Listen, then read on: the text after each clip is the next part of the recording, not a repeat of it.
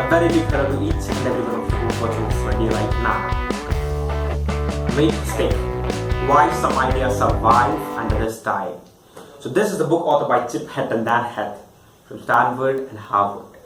So when you speak something, when you communicate your message to somebody, you want it to be remembered.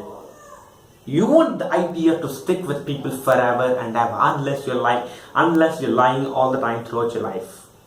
Right. So Heath and Dan Heath in this book present to us 6 amazing tricks or 6 amazing ways through which we can make our idea, our message, our thing stick in the minds of people, so that can basically be summed up into success. SUCCES, and the other S, just put it in the trash can. Alright, so as simple, keep your idea simple. U, unexpected. C, concrete. 4, credibility. E, emotion. And 6, S, story. Ladies and gentlemen, so let's just get into simplicity. Keep it simple. When they are saying keep it simple, they do not ask you to dumb things down into simplicity. No, they are basically asking you to cut down the complexity in what you're trying to communicate. Right? So let me give you an example of Southwest Airlines. So there is this subordinate who goes up to the boss and says, "Boss, why don't we offer salad in our flight?" And the boss says, "How will it make us the best cheap airline?" So that pretty much ends there. So you gotta keep it simple. Do not overcomplicate it. Do not have 10 different things to tell to people. You only keep the first priority, and you have to let the second important thing, the third important thing go down. Throughout the process, you communicate only one single thing, and that should be the crux of whatever you're trying to communicate, right? So let me tell you how you can communicate complex things simply, right? So give analogies. For example, let me give you an analogy for the exact same thing that I'm talking about. Do not puke, kiss. Puke is non-singular and kiss is singular. That could be a wrong assumption, but you're going to remember it, right? So whenever you got something to tell, keep it simple, like a kiss, not like a puke.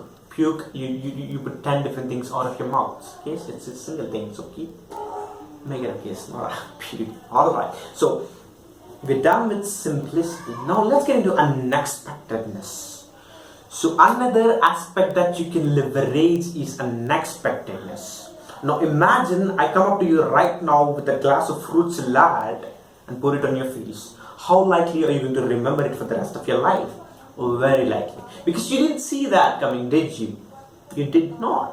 So unexpectedness, when you do stuff that is unexpected, that grabs your attention. Now let me tell you another life example of a TV commercial of the Enclave minivan. So the Enclave minivan sits right in front of the park. Dad comes, takes up the wheel. Mom comes, sits next to dad, and then the children comes up, and the kid stays out of the window. Guess what happens? A big massive truck comes and crashes into the car. Did you see that coming on the screen pop up? No. So that basically grabbed attention of individuals who are watching the commercial, right? So that's how you grab attention. That was actually a commercial given by the road safety authority or somebody, right? So that's how you grab attention. But once you grab attention, you gotta rethink that. That is also another thing that you'll have to keep in your head, right? So the next time you talk in a conference, instead of thinking about what are the things that you would like to communicate or convey, what are the information that you would like to convey, think about what are the questions that I want them to ask. So first you gotta create that sense of curiosity and the minds of your audience, ladies and gentlemen. So now let's get back. Now let's just move forward. Simplicity done. Credibility, unexpectedness done. Now let's get into credibility. Now let's say Stephen Hawking comes up to you and says some totally made up theory about the existence of universe. How likely are you going to believe in that theory? Very likely, because he's a credible personality. So that is one way of building credibility. You are a big shot and you speak shit and people will listen to you. But unfortunately, not everybody has that privilege of being a big shot, right? So we have other methods to build credibility, and that is through, for example, giving statistics, or for example, give more detail to the information. The more detail that you are able to articulate your idea with, the more expert you're going to be perceived as. So instead of saying yesterday evening I went to movie, tell yesterday at 6:30 I went to watch James Bond, Skyfall, whatever, right? So the more detail you add, the more credible you're going to be perceived as. And usage of statistics is also another good way of building credibility, for example. But then statistics is something that is going to complicate the lives of people unnecessarily. So let me give you another example of where statistics are creatively used by individuals to show people the impact. So there is this, I don't remember the name of the organization, or the club or the organization, which wanted to prove the harm that that the warfare could cause. So they basically took a bomb and put it in a bucket, and then a notification pops up, Hiroshima bomb, and then they take 10 bombs and put it, and then 10 times obviously the explosion that's there for Hiroshima. This is the kind of nuclear power that is powering us big submarine in the ocean.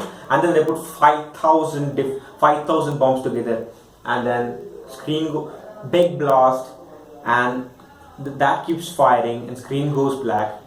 This is the nuclear power that we have in the world, which is really harmful. So they took statistics and turned them into something that is creative, something that is understandable by people. So this is about credibility, building credibility. Now let's get into the fourth element, which is concreteness. So there are two elements, concreteness and abstractness, right? So whenever you're saying let's talk about this. Personality is abstract, bicycle is concrete, and justice is abstract.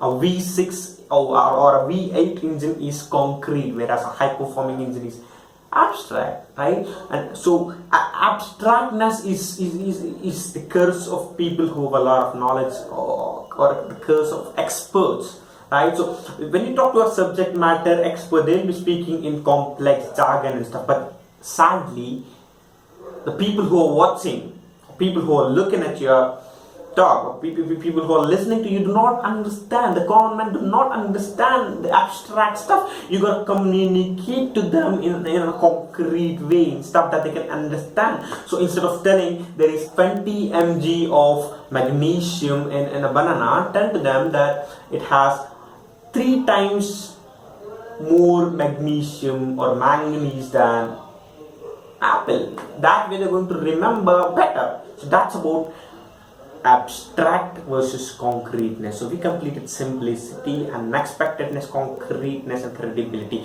We have emotions and we have stories, right? So let's freeze for today. Let's look at it later. Ladies and gentlemen, I wish a very good luck for your remaining part of the game. Alright, see ya.